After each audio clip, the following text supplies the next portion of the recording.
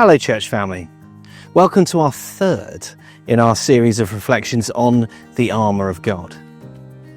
Today we're going to look at the shield of faith. Now, I don't know about you, but for me faith is actually quite hard to define. Some people define faith as the opposite of doubt, and although that could be helpful, it might be a little simple. I'm not sure that we can class them as simple opposites. The pastor and theologian J.D. Greear says that faith is not the absence of doubt, it's walking with God through that doubt. We don't just remove doubts with faith, but we use our faith to live through these doubts. My own personal thoughts on faith take a very slightly different stance. When I was a teenager, I was asked the question by a friend, come on, why can't God just show himself? Why can't God just come down here and do some amazing miracles just to prove himself to us? And, I got the gist of what my friend was asking and why. In essence, they're looking for proof or maybe evidence that God exists by seeing some great, big, amazing, godly action.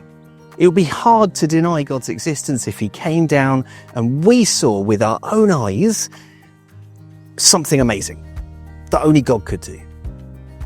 Like grow someone's limbs back after an amputation, or even just grow back a bald person's hair instantly, or remove mine.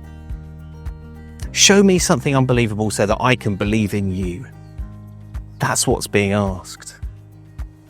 And in a world today, we don't like mystery. We want everything to be explained, or at least explainable. Our modern world of science has allowed us to understand much of the world around us, much better than we have done before. And we've got huge benefits in, medical science, amongst other areas, as a result of the amazing step forward in scientific understanding. But we're still focused in on understanding everything. We like to understand. But there is much about life and the world around us that we probably never will understand. And some people think that this is where the concept of faith comes in. It's called the idea of the God of the gaps. Where we don't have evidence, we need faith. When we don't understand something, it must be God. And again, I sort of get that, but the problem with this argument is that the more we understand, the smaller God gets. The mathematician and apologist John Lennox, who's an Oxford University professor, suggests that in the beginning, the Bible doesn't say God created all the stuff we don't understand. It says he created everything, whether we understand it or not.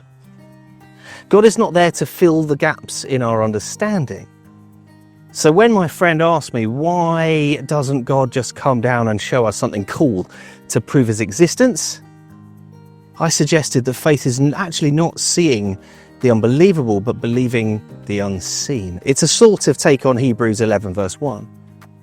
And if that same teenager asked me that same question today, I might change my answer a little to cover the fact that God isn't just in the unseen, but also the seen, the felt, the touched.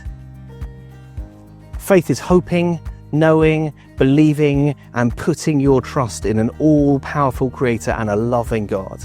A God who works in all things, whether you know them or not. So here in Ephesians, when we're told to put on faith and use it as a shield to protect us from spiritual attack, we need to put our faith in God right in front of us and rely on him. Yes, it can help repel doubt. It can help us when we wobble, but it can also help us enjoy small and simple things. We can marvel in what is seen or unseen, known or unknown. We don't just use the shield of faith when we don't know the answer. We use it at all times.